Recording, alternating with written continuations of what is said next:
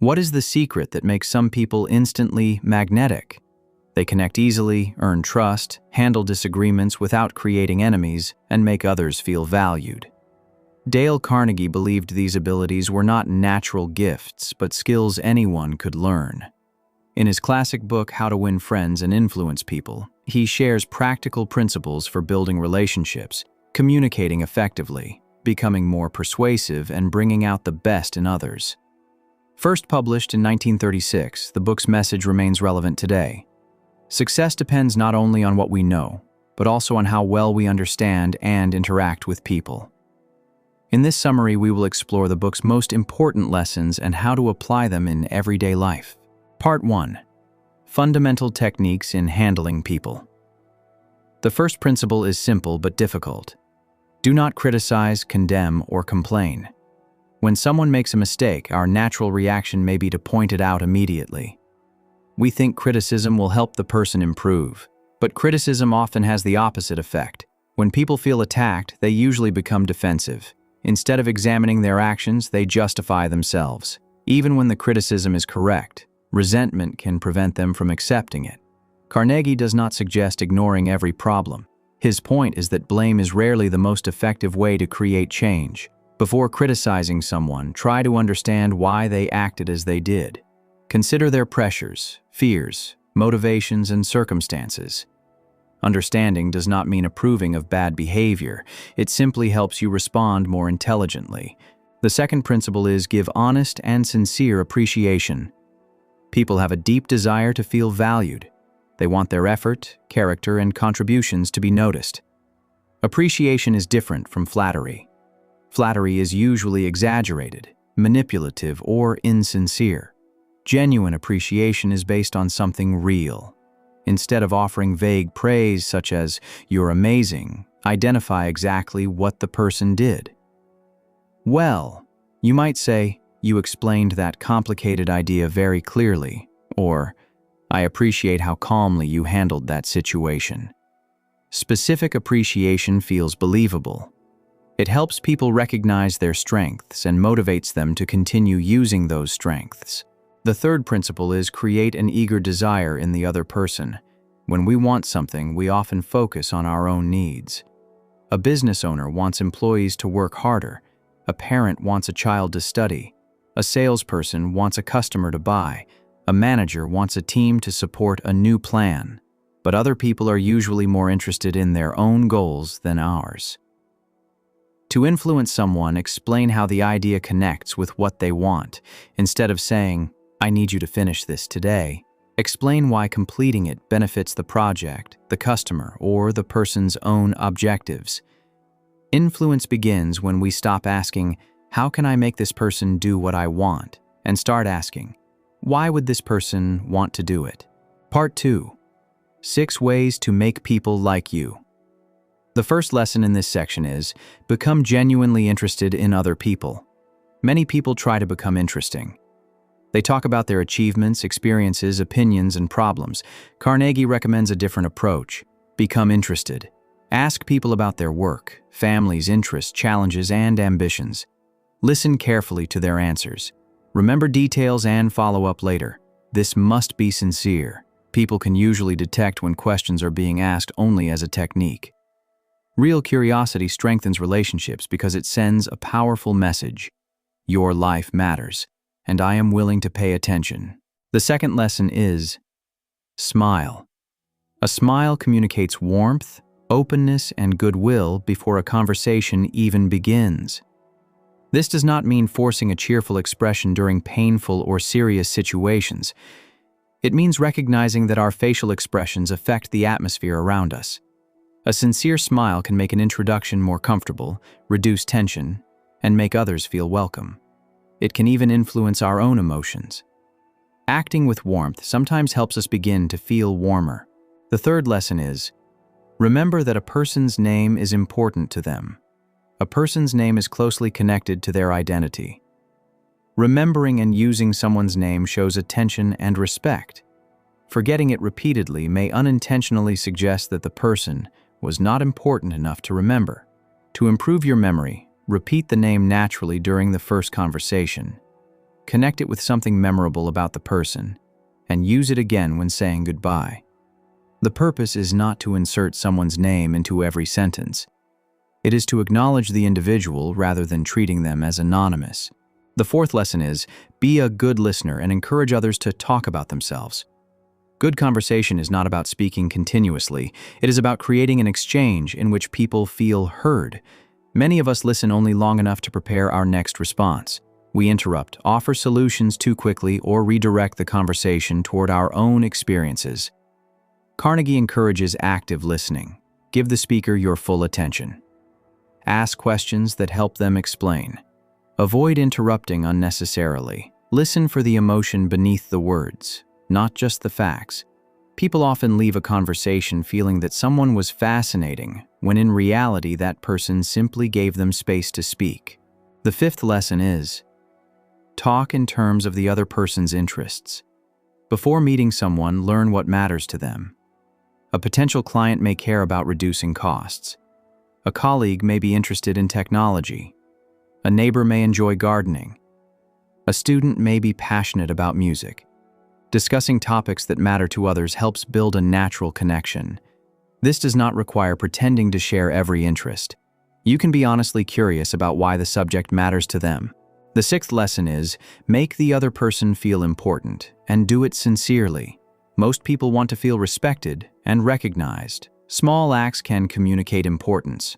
Arriving on time, asking for someone's opinion, acknowledging their expertise, thanking them for their effort, or giving them your full attention. The key word is sincerity. Treating someone as important should not be a trick used to gain an advantage. It should come from recognizing that every person has experiences, abilities, and dignity worth respecting. Part 3. How to win.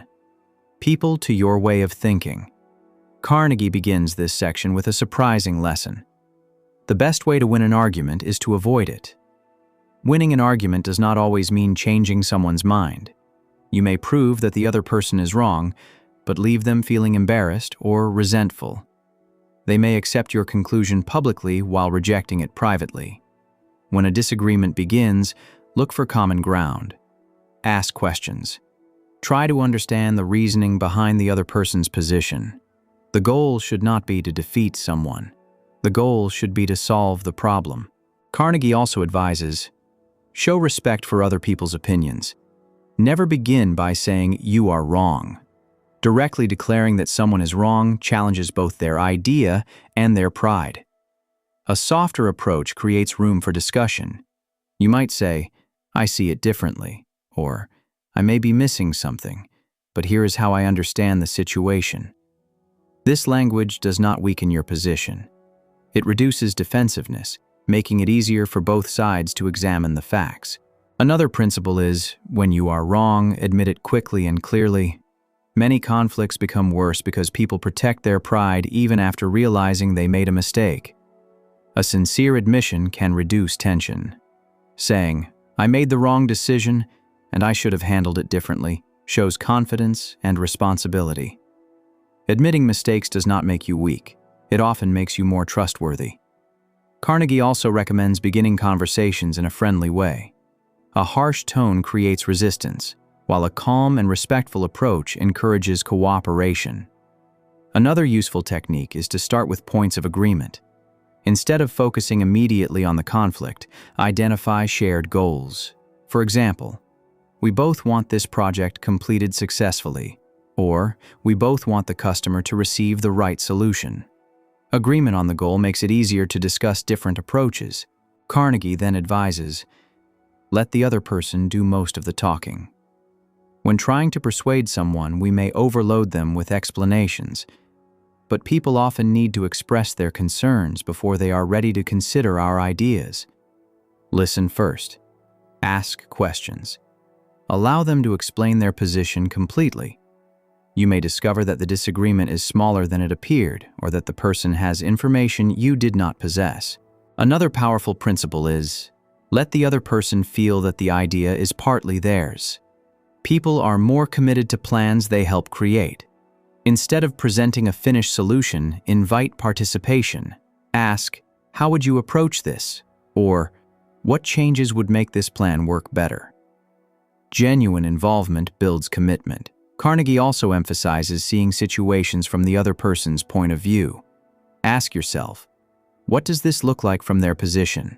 What are they trying to protect or achieve? Empathy does not require agreement. It creates understanding for effective communication. Carnegie also encourages appealing to people's better motives. Most people want to be seen as fair, responsible, and dependable. Instead of accusing someone of not caring, remind them that their contribution is valuable, and the team depends on their experience. People often rise to the positive identity we encourage them to see in themselves. Part 4. How to be a leader without creating resentment. The final section focuses on correcting mistakes and leading people effectively. Carnegie first recommends, begin with praise and honest appreciation. When feedback starts with recognition of what someone has done well, the person is more prepared to hear what needs improvement. This does not mean using fake praise before delivering criticism. The appreciation must be genuine. A useful structure is recognize a real strength, explain the specific problem, and discuss how it can be corrected. Carnegie also advises drawing attention to mistakes indirectly. Instead of saying, "You failed to follow the process," you might say, "This section may need another review so it matches the process." The message remains clear, but the person's dignity is protected. Another leadership principle is talk about your own mistakes before criticizing another person. This makes feedback feel less like a judgment from a superior and more like guidance from someone who has faced similar challenges. A manager might say, "I made the same mistake when I first handled this type of project. What helped me was creating a checklist." This approach encourages learning rather than shame. Carnegie also recommends asking questions instead of giving direct orders. Rather than saying, "Change this immediately," ask, "Would it make sense to revise this section?" Or, "How could we improve this result?" Questions encourage people to think, participate, and take ownership. Another essential lesson is, let the other person save face. Public humiliation damages confidence and loyalty. Even when someone must be corrected, rejected, or removed from a responsibility, it can usually be done without attacking their character. Focus on the situation, not the person's worth. Respect during difficult moments is often remembered longer than praise during easy ones. Carnegie also encourages leaders to praise improvement, even when progress is small. When people know their efforts are noticed, they are more likely to keep improving. Make your praise specific by explaining what improved and why it matters. Another principle is to give people a positive reputation to live up to. Saying, "You have always been dependable," reinforces an identity they may strive to maintain, but it must be believable. Empty compliments do not create lasting change. Finally, make faults seem easy to correct and encourage the other person. When people believe a problem is impossible, they may stop trying. A good leader communicates confidence. "This needs improvement, but I believe you can handle it. Let us break it into manageable steps." Encouragement transforms correction from a threat into an opportunity for growth. The central message of How to Win Friends and Influence People is not about manipulating others. It is about shifting our focus away from ourselves. Replace criticism with understanding, flattery with sincere appreciation, argument with cooperation, and commands with participation. Ask yourself, am I genuinely listening? Am I considering the other person's point of view? Am I protecting their dignity? Am I showing honest appreciation? Am I giving them a reason to cooperate? These principles are simple but require practice. In your next conversation, ask a thoughtful question, listen without interrupting, offer sincere appreciation, admit a mistake without excuses, or handle a disagreement with respect. Small changes in how we treat others can transform friendships, workplaces, families, and communities. Knowledge helps solve problems, but understanding people earns trust and cooperation. That is why Dale Carnegie's message has endured for generations. Influence does not begin with power. It begins with respect. Which principle from this book do you find most valuable? Share your thoughts in the comments. For more book summaries and practical lessons on personal growth and success, subscribe to the channel and turn on notifications. Until next time, keep learning, keep improving, and make every person you meet feel seen, heard, and valued. Thank you for listening.